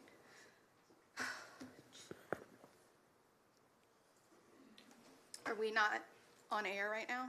Are we not streaming? Okay. Alderwoman, I'm going to let you gather your thoughts and call on those that have signed up to speak. if I you're okay with actually that. need to take my time, please. Sure. I've got 3 others signed up to speak. No. I mean, literally my time. I don't want you to go on to anything else. Okay. Okay? Okay, I have confirmation that Josh Langfelder I would like to introduce an amendment to put Josh Langfelder's name instead of Chuck's. Second. So we have a motion. Who is the second?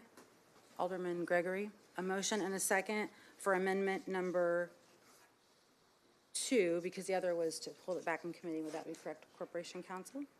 Amendment number 2, to replace the name of Chuck Redpath in the ordinance to Josh Langfelder. So I know some of you signed up to speak before that happened, so if I call on you and you wanted to speak on something different, we're only talking about the amendment right now, just so you know. So Alderman Williams, do you want to speak on the amendment? Yes, I'll speak to the amendment as well. I actually wanted to chide my colleagues for never wanting to play fair and be fair. You know, this thing could happen. This man could still become the clerk, but we did the right thing. But we refused, some of us, please understand that out there, some of us refused to do the right thing. And that's just a shame. To the amendment, I think the person that you just, who could be more qualified now? He's a clerk. He's been a clerk for years. So who has the experience now? Who's been a clerk now? And I'm speaking to my colleagues, because we got to make that decision. And I hope we think seriously about that now, since we want to be on that experience tip.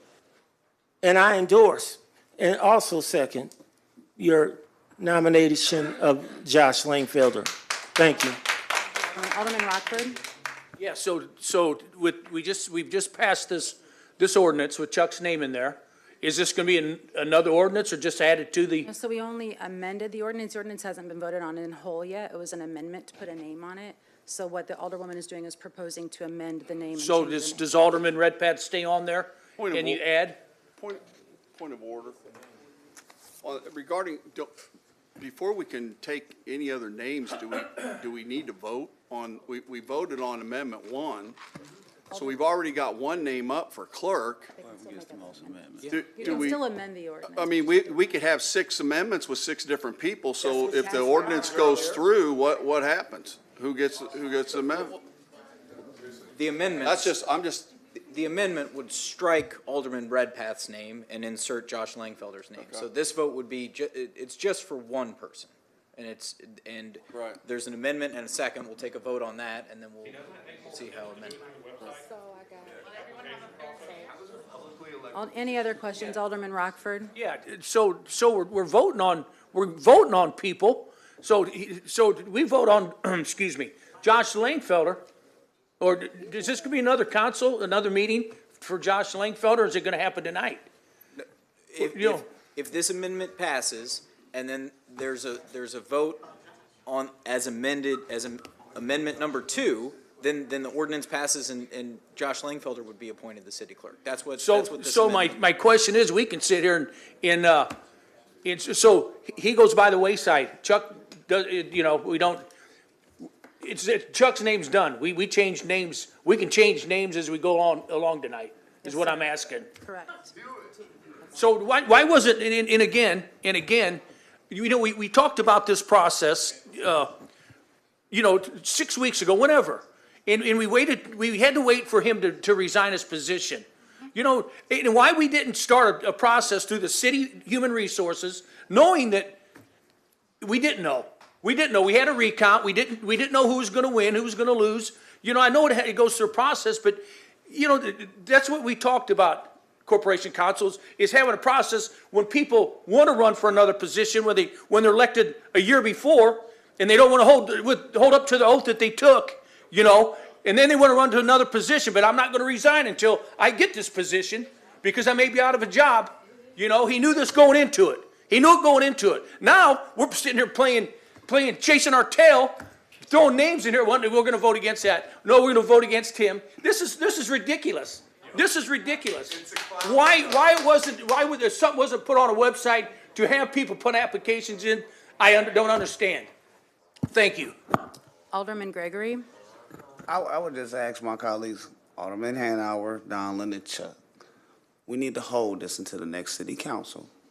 Open up the process. We'll have 2 weeks, and then we can write whatever process going for the future. But we need to hold this. I understand if your vote's going to be the same, but people need the chance to come up here and do their thing. And if they don't convince you, otherwise they don't convince you. That's cool. I mean, but we can hold this and take the vote in 2 weeks. It's been done with Roy. Hell, I had to fuss because he was here 3 weeks. You know, so we have to take a little time, give people a chance. It's not going to hurt us any. I know the mayor's probably under a little stress because she has to handle that office, so she's probably not happy with me saying that. But I think it's only fair to the people to give them an opportunity to submit their applications, resumes for it'll give them 2 weeks. And then boom, there's the process. We'll come back, we'll vote. Chuck's giving his spiel, what he's gonna do, and we should allow others to do the same. And you know, that's my ask to you. To you three. Thank you. Thank you, Alderman. Alderwoman Purchase. Thank you. So Chuck was his name was just brought forward, and it was a motion passed for him to move forward. Jennifer just brought Josh's name forward for us to vote on, and I think it's disrespectful for a gentleman who's sitting in the audience who just came up here to speak. And so we are supposed to vote on Josh next, and then we're going to turn around and somebody going to nominate him because he's here. He's here to speak and stand up here. We did a vote to try to bring this back to committee, and it failed. So that's why I said I'm supporting you on, and you corrected me about a resolution, but coming back to do an amendment to the ordinance so that it's a process moving forward. But I just think it's really disingenuous for this man's name to not be brought forward, and he got up here and spoke. And then also for Chuck, the votes just happened how it happened. I'm voting present on anybody that's being said tonight. We don't have a process in place. We need a process in place, and the chips failed the way they failed. I don't think that we should have Josh's name brought forward unless somebody gonna turn around and nominate his name to come forward. But then what happens when all the votes are identically the same? I just said I'm voting present. So what if they all come out like that? How does this work now?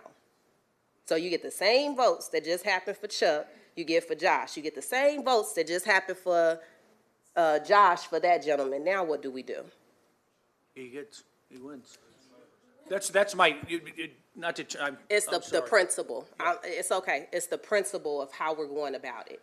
I don't care how it's going to be put on social media tomorrow about what I said, but we need to have a process in place. And sitting here just making more names over and over and over again, it's not a fair process to anybody.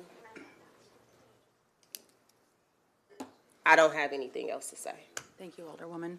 Alderman Rockford. yes, so, and that's my whole point. So a week ago, we had a gentleman resign. Frank Lesko resigned on New Year's Day. The following next couple of days, we're told we're having a special meeting to, it didn't have Chuck Redpath's name on there. It just said to appoint city clerk. Okay? So now we come tonight and there's an amendment that Chuck's name's on there. Now, without anybody else, you know, without anybody talking about it tonight saying, you know, yeah, we want to appoint a new clerk. Why didn't we sit and wait for 2 weeks? You got 2 weeks to got 1 week to put in an application, and then when we come for the committee to hold a week, we're gonna look at the names and then we're gonna talk about it, and you know, we could have taken a roll call then. You know, I don't know, you know, if it plays out, Chuck's the clerk. It's a week later or 2 weeks later. I mean, it just leaves a bad taste when we come in within a week, we put an amendment in with Chuck's name in there without notifying anybody. You know, maybe we could have called Josh Langfelder or John Thomas or Ken Pasha or whoever, anybody that wants to put in for it. This is what I'm asking. There's got to be a process. We just can't say, you know, this is how it's going to happen, and we got the votes. So I just think that if we put it on hold, you know, and give people a week to put in names, that's just that's my look. I just think there's got to be a process somewhere. Thank you. Alderwoman Notriano. Thank you, Mayor. I think what Alderwoman Purchase and Alderman Rockford are saying, and that I have been trying to articulate, is that just because, according to Robert's rules, this is okay to put an amendment forward with Chuck's name in it, just because it's okay for the mayor to call, or legal for the mayor to call a special meeting a day, 2 days after we receive a resignation, and then us vote on this ordinance with someone's name being put in it, just because that's all legal and follows Robert's rules and parliamentary procedure, does not mean it's right. And so what I am asking my colleagues to do is to think about what's best for the city, for the reputation of this council, for the public. Think about what's best for the public. Shouldn't they have a chance to weigh in? Please withdraw this amendment. Let's talk about this once it's a fully baked idea. Thank you. Still discussing Alderman Williams' amendment. Alderman Redpath. Is there amendment on the floor? You had stepped out. Alderman Williams made an amendment. Alderwoman Notriano seconded it to replace your name with Josh Lingfelder's name. Call the question. And actually, that requires a 2/3 majority vote. To call the question? Yeah, it does. Let's do it. Okay. Stay here all night. You ready? Okay. So we're going to go slow here. So this is to vote on the amendment that, To be clear, call to question ends debate. It is not a vote on the amendment itself. So this would only end debate. After this vote, there will be another vote on amendment number 2. so the vote is just for calling the question, which requires a 2/3 vote to end the discussion. That's what you're, So we're ending the discussion on Langfelder? On amendment number 2. That's what a call to question would do here. Okay. so that's what takes the 2/3 vote. Okay, yep, The yep. call the question. We're just doing the call the question. Okay. So the call the question was to stop discussion. If you vote yes, you are agreeing to stop discussion. Would that be correct, Coordination Council? If you vote no, you are not agreeing to stop discussion. I'm just trying to make sure you're aware of what you're voting on. Discussion about what? Amendment number 2 to Josh. replace Josh Lingfelder's name. What do you want to do? You're only voting on calling the question. You're not voting on amendment number 2 yet. We are going to stop talking about Josh's candidacy or nomination if Yeah. 2/3 of us vote to, Stop discussion. yeah. Correct. That's the only thing you're voting on right now. So a yes vote would be to stop discussion. A no vote would be to not And- stop discussion. Mayor, point of order. Alderman So if we Hanauer. call, if we end debate, then the next step would be to vote on amendment number 2, right? Correct. That's correct. Okay. So, yeah, so this is only for calling the question, all right? Alderman Redpath. Do you So want me to call it- repeat myself? A yes vote is to end discussion on call. Yes. The no vote is to not end discussion. Alderman Gregory. Alderman Williams. Alderman Rockford. No. Alderwoman Purchase. No. Alderwoman Notriano. No. Alderman Carlson. Yes. Alderwoman Conley. No. Point of information, this doesn't, before we finish, it's not only 2/3, but it requires a second. A call in the question requires a second, and Yeah. 2/3. Who seconded? Right, yeah. Does. Who seconded the call in the question? All right, just want to make sure. Alderman Donlin. No. Alderman Hanauer. Yes. So the motion fails to call the question, so discussion can continue. So do I have any alders signed up to speak on the discussion? Seeing Alderwoman Notriano. Yeah, I would just again like to ask my colleagues who have sponsored the First Amendment to please reconsider and let's give this process more time. So,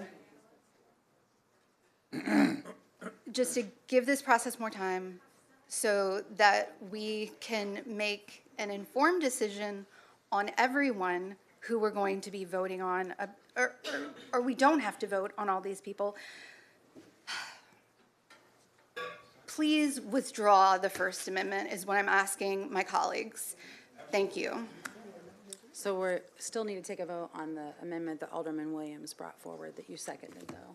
So we're still on discussion for that amendment. Any other discussion on amendment number 2? So, Mayor, Alderman Hanauer. so after this, I assume we'll have more amendments and more this will just keep going, is that what we're doing So here? we might as well hold it. That's why we didn't do it. You didn't want to hold it, so we had to go through it. That's fine. Any other alders? Okay, so we have amendment number 2. I'll let Alderman Redpath. So a no vote to would be receive. not for Mr. Lang. To not, so we're going to vote on amendment number 2 on a roll call vote. A yes vote would be to replace Alderman Redpath's name, or Chuck Redpath's name, with Josh Langfelder. A no vote would be to not replace his name with Josh Langfelder's. So then that amendment would fail if you voted no. So Alderman Redpath. No. Alderman Gregory. What's in favor for him? Yes. It'd be a yes if you want it to pass. Alderman Williams. Yes. Alderman Rockford. Alderwoman Purchase. Present. Alderwoman Notariano. Present? Alderman Carlson, sorry. No. Alderwoman Conley. No. Alderman Donlin. No. Alderman Hanauer. No. Okay, so we have 1, 2, 3, 4, 5 noes, 1, 2, 3, 4 yeses, and 2 presents. Is that right? Is that what you got? So the motion fails. 3 yeses. So 5, 3, 2. 5, 3, 2. So 5 noes, 3 yeses, 2 noes, or 2 presents, sorry. So it fails because it has a majority no vote. So now we are at the point of our meeting, which I just want to explain to the alders so you have an opportunity to speak if you want. I keep writing notes on my paper. That we amended ordinance 2024-497 to put a name of Chuck Redpath in it. So we have done all of that. The next item would be to take a vote on this motion on this amendment, or this, I'm sorry, ordinance for final passage. So moved. So I want to let so we have a motion. Do I have a second? Second. We have a motion and a second to go on final passage, so now I'm going to allow the alders to speak on this. For his own job. So does anyone want to sign I up to can't hear you, speak Mayor, on these this? people talking. I'm allowing the alders to sign up to speak on the ordinance, since there's a motion and a second, so I'm asking if anyone wants to speak on it.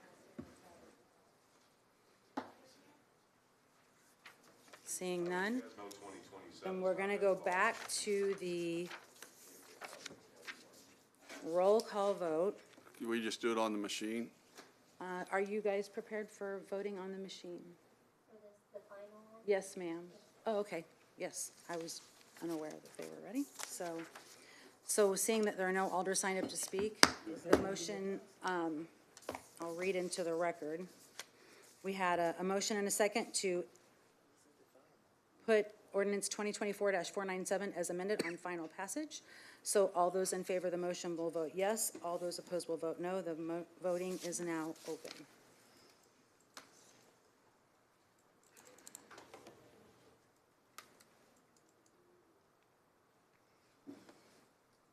So the motion passes with 5 voting yes, 3 voting no, and 2 voting present.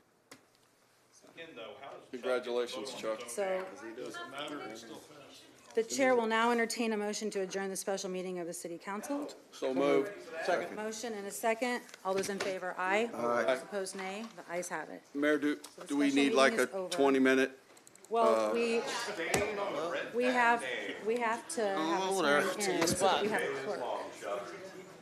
clerk. Yeah. And then we'll have to resume our meeting. That's just 40 years of crooked behavior on display. Bought himself some aldermen. He's got Ralph over there practically stroking him off the whole meeting. It's disgusting. Again, how did Chuck get to vote on himself? It would have still passed. Count the votes.